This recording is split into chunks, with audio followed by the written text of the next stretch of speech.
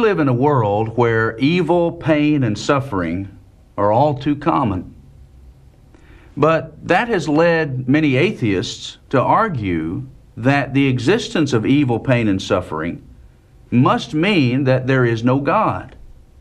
Is that a valid argument? I hope you'll stay tuned, because we're going to discuss that today on The Truth in Love.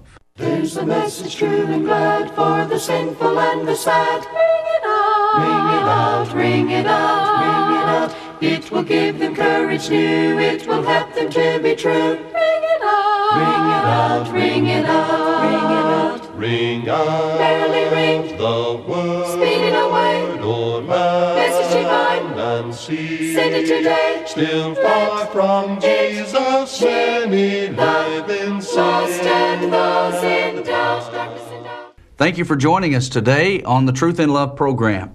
I hope you're ready to do some studying today on a very vital and important topic. If you're like me, it wasn't too long ago that you sat in front of your television and watched the images of the earthquake and subsequent tsunami that ravaged the nation of Japan. And as I watched many of those images and a lot of the video, I couldn't help but feel a sense of remorse and sadness at the suffering that was coming into the lives of so many people. So many people were losing loved ones in very tragic fashion. And it's the existence of situations like that, where tragedy strikes and where suffering comes into the lives of people, that causes a lot of people to question God. And many of them have reached the conclusion that there just must not be a God. If suffering and pain are as prevalent as they are in the world, then it must mean that there is no God. That the existence of evil in the world necessitates the conclusion that there is no God. Well, that's the conclusion that many people have reached, and it's an argument used by atheists a lot to try to convince people that there is no God. And they'll use a lot of those questions that start with the word why. Why did this have to happen? Why, if there's a God, did He not intervene? And those questions that many people ask today are essentially the same questions that were asked a lot of years ago by a man named Gideon. Judges chapter 6 is where we find Gideon asking essentially the same question as God's people were facing a lot of difficulty and trial and hardship and pain and suffering. And in Judges chapter 6, verse 12, we read this: "And the angel of the Lord appeared to him and said to him, The Lord is with you, you mighty man of valor. Gideon said to him, O my Lord, if the Lord is with us, why then has all this happened to us? And where are all His miracles, which our fathers told us about, saying, Did not the Lord bring us up from Egypt? But now the Lord has forsaken us and delivered us into the hands of the Midianites." You see, that question is essentially the question that many people ask today. If there's a God, why is there pain and suffering? If there's a God, why is there evil in the world? Well, on our last program, we began to deal with that question. And we started by making the point that we don't know all the answers to all the questions. Neither the atheist nor the theist can answer all those questions. But that's not necessary in order for us to prove that there's a God. But hear what the atheist says. Here's the atheist's argument itself. Quote from H.J. McCloskey in an essay called God and Evil from 1964. He said, "Evil is a problem for the theist in that a contradiction is involved in the fact of evil on the one hand and the belief in the omnipotence and perfection of God on the other. God cannot be both all-powerful and perfectly good if evil is real." Now, essentially, this is the argument. If God is all-powerful and all-loving, then there shouldn't be any evil, pain, or suffering. But evil, pain, and suffering clearly exist, and so they basically argue there are only two options. Either God desires for evil to be removed, He's all-loving, but He doesn't have the power to remove it and therefore is not all-powerful. Or the other option is that God has the power to remove evil, He's all-powerful, but He just doesn't want to, and is therefore not all-loving. And so with either of those options, the atheist argues that the existence of an all-loving and all-powerful God is just not possible in a world in which evil, pain, and suffering exist. Now, we began on our last program addressing that problem, and we're not going to take, obviously, the entire amount of time today to go over what we did on our last program, but I do want to give you the gist of those arguments to kind of set the stage for our concluding arguments today. First of all, we made mention of the fact that the atheist really has no basis upon which to bring up the existence of evil. Because in order for something to be classified as objectively evil, then that thing must have violated some standard of morality. But we've already noted, not only on last week's program, but on a previous one, that if there's no God, then there is no objective evil or moral right and wrong. There's only subjective opinion that changes from person to person. If God did not exist, then evil would not exist. But with the existence of what even atheists call objective evil, the existence of that actually argues for God's existence and not against it, because it implies an objective standard. But we also pointed out that rejecting the idea of God simply because there are difficult questions or even unanswerable questions is not logical. It doesn't follow. It's not a conclusion warranted by the evidence. Would it not be possible for God to exist and for Him not to have revealed the answers to every question we might have? By what standard would one argue that God, if He existed, would be under obligation to reveal everything that He knew? And so the existence of unanswered questions is not incompatible with the belief in the God of the Bible. Because the Bible itself, which tells us of the nature of God, tells us that God hasn't revealed everything. Deuteronomy 29, verse 29, for example, the secret things belong to the Lord our God. But those things which are revealed belong to us and to our children forever, that we may do all the words of this law. Psalm 139, verse 6, the psalmist said concerning the knowledge of God, such knowledge is too wonderful for me. It's high. I cannot attain it. Romans 11:33 speaks of the depth of God's wisdom and knowledge, His judgments being unsearchable, His ways past finding out. And so if the atheist is going to make the case that belief in the God of the Bible is inconsistent, then you can use the Bible to show that the God of the Bible has not revealed everything that there is to know, and so there's really no inconsistency at all. And then we made the point about natural law, that we live in a world that's subject to natural law. And because of that, there's simply going to be opportunities where suffering comes into our lives. The laws of gravity and the laws of motion are consistent, and they operate without respect of persons. If you were to step off a tall cliff, well, the laws of gravity are going to work, and you'll suffer. Jesus referenced the Tower of Siloam falling in Luke 13, verse 4. It fell and killed 18 people. Well, those things happen. As tragic as they are, we simply live in a world where those things are possible. But before you get caught up in asking why God doesn't do something about that, think about what kind of world this would be if God jumped in and suspended natural law every time any human being on the face of the earth faced a life-threatening situation. It would be a chaotic and confusing existence that I don't think any of us would enjoy. We simply live in a world of natural law, and that necessitates the possibility of human suffering. Now, those are the things, just really in very quick fashion, that we covered in more detail on our last program. But now I want to continue today with a couple of more lines of argumentation to counter the atheist's argument that the existence of evil, pain, and suffering is inconsistent with the existence of an all-loving, all-powerful God. Think about this for a moment.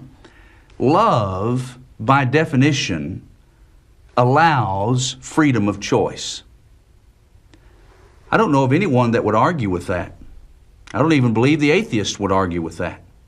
Would anyone try to present the case that a loving God would create human beings and then force them to slavishly serve Him without any kind of personal willpower? That they would be like robots? Is that what a loving God would do? Or would a loving God, if He created humans, give them freedom of choice?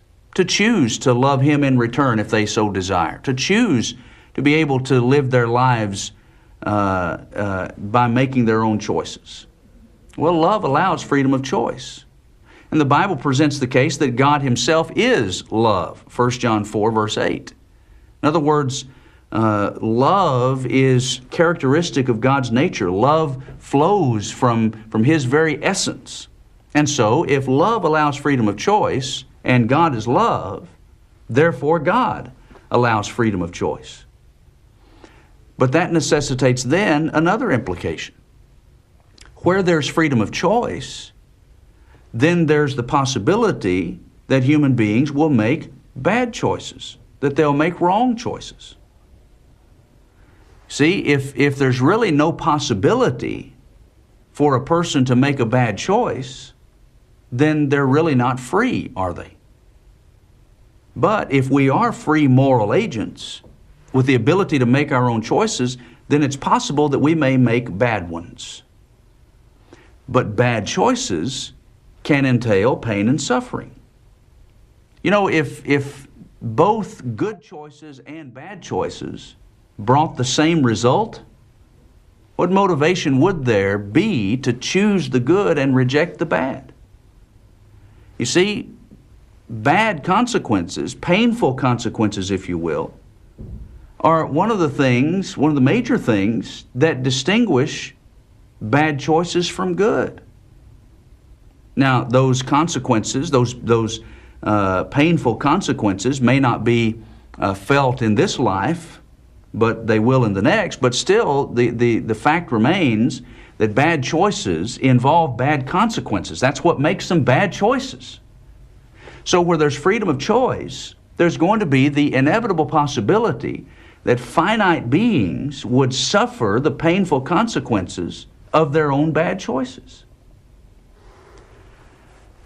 Now, let's build on that point. When you consider the fact that suffering sometimes comes because of our own choices, then consider all the implications of that. Sometimes we suffer because of our own choices. 1 Peter chapter 4, verse 15 offers the warning there, just paraphrasing. Peter said, "Let none of you suffer as an evildoer, or as a meddler in other people's affairs." And he lists a number of things. He says, look, don't suffer for those things. Well, what does that imply? Well, it implies that if we choose to be a meddler in somebody else's affairs, or if we choose to do evil, we're going to suffer because of that. We suffer sometimes because of our own bad choices. I'll give you an example. If I decide to exercise my freedom of choice and I choose to break the law, and I get arrested for breaking the law, and the punishment for my transgression is that I go to jail for a period of time, and I find myself in jail, separated from my family and all the things that go along with that kind of an arrangement, who's to blame for that? Well, the answer is I am, because I made the choice. I chose to break the law, and there are consequences to bad choices. So sometimes we find ourselves in situations of suffering because of our own bad choices. But since every other person in the world possesses the same freedom of choice that I do, sometimes I may end up suffering because of the bad choices of others. Would we want the freedom of choice for ourselves but deny that blessing to everyone else? No, everyone else has the same freedom of choice that I do. But sometimes when somebody else exercises their freedom of choice, it might bring suffering into my life. For example, what if somebody exercises their freedom of choice to drink alcohol, and they get drunk, And then they exercise their freedom of choice to choose to get into a car and drive down the road. And then I exercise my freedom of choice and I drive down the same road. And then that person ends up running me off the road because they're drunk and cause me injury or even death. Through no fault of my own. I didn't make a bad choice. I didn't make an evil choice. I just drove my car. They made the evil choice of drinking. But their bad choice can affect me. We can even suffer from the bad choices of previous generations. 1 Corinthians 15:22 says that death entered the world through the sin of one man. In Adam all die, 1 Corinthians 15:22. See, ultimately, the reason why death is a reality in our world is because Adam and Eve chose to sin and ushered in the possibility and the reality of death. I didn't choose that. They chose that. Now, we don't inherit the guilt of their sin, but we have inherited consequences that resulted from their sin. Physical death being one of them. So sometimes we suffer for the bad choices of others. It's an inevitable possibility, an inevitable reality when you live in a world where people have the freedom to choose. And then in the third place, sometimes we suffer for reasons we may never even know this side of eternity. I think about Job. We're able to read in the book of Job the situation that brought about his suffering. But there's no indication in the book of Job that God ever revealed that to him personally. At the end of the book, after Job had questioned God and expressed himself and wanted an opportunity for God to explain himself, and when God finally speaks to Job, God never says, "Job, let me explain to you why you suffered." He never did. Basically, what God said was, "Job, you should trust me. Regardless of what happens in life, you should trust me." And that's a good lesson for us too. So you see, the atheist's argument assumes something that he needs to prove but can't. See, the atheist argument assumes that an all-loving God is obligated to remove all pain and suffering. That's an implication, or an assumption rather. It's an assumption embedded in his argument. But we can't let him get away with just assuming that. They have to prove that. They assume that God, if He exists, is obligated to remove all pain and suffering. But pain and suffering are not inherently evil. Have you ever thought about the fact that there are benefits to pain and suffering? And if there are benefits to pain and suffering, then it cannot be said that pain and suffering are inherently evil, and therefore God would be obligated to remove them.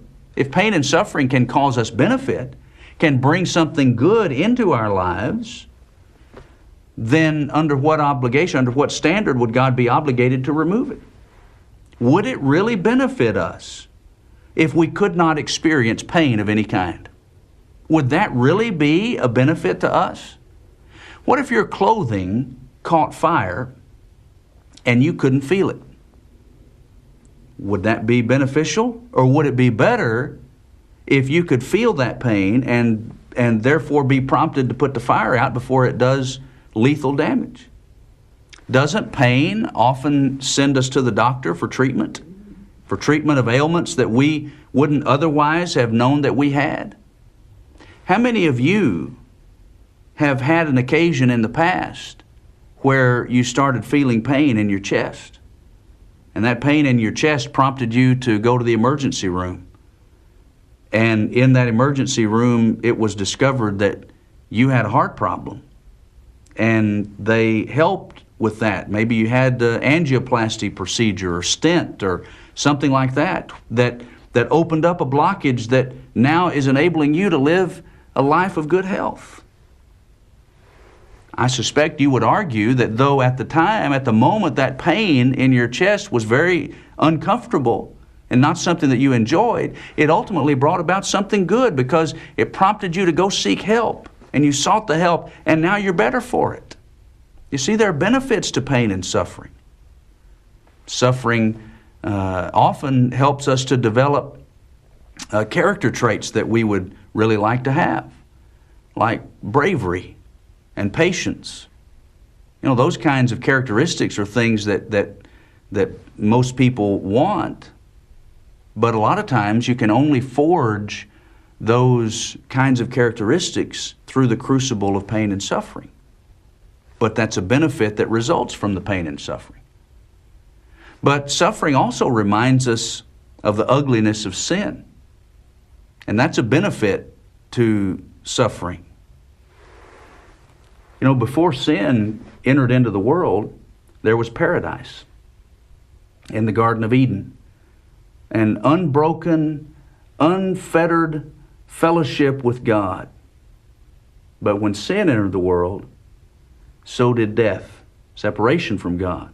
Romans chapter 5, verse 12. By one man sin entered the world, and death by sin. So that death passed to all men because all sinned.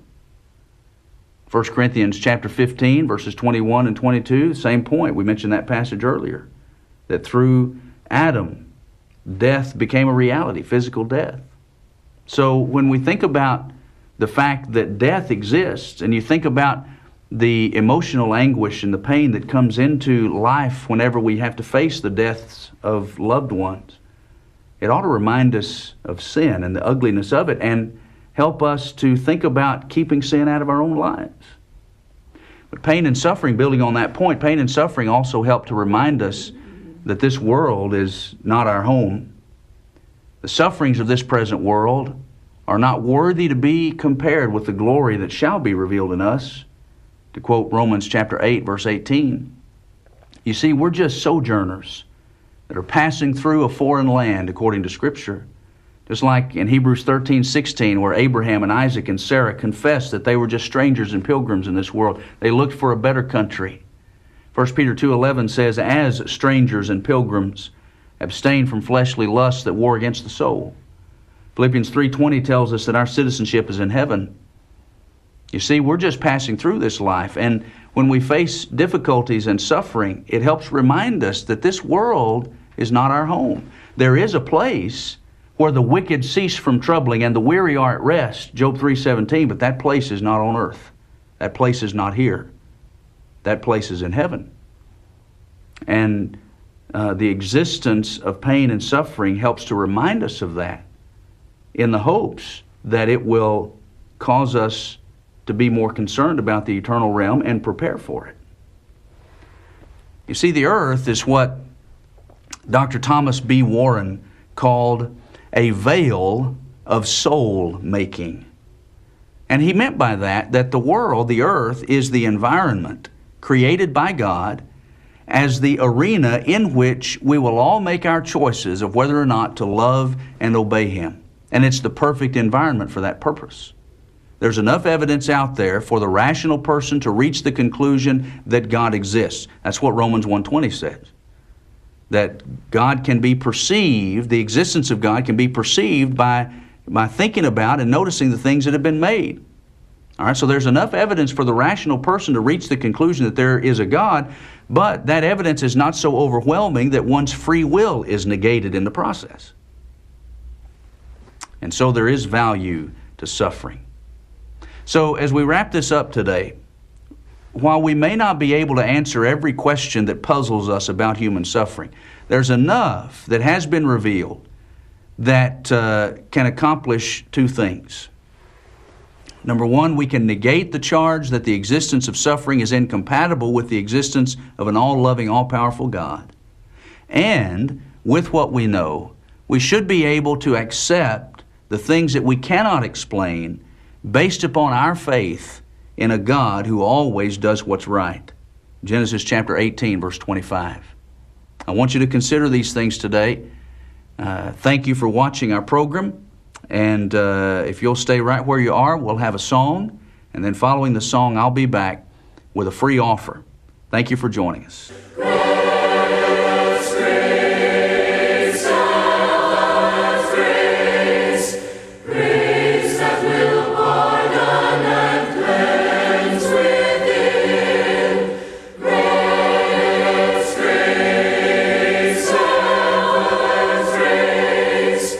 Grace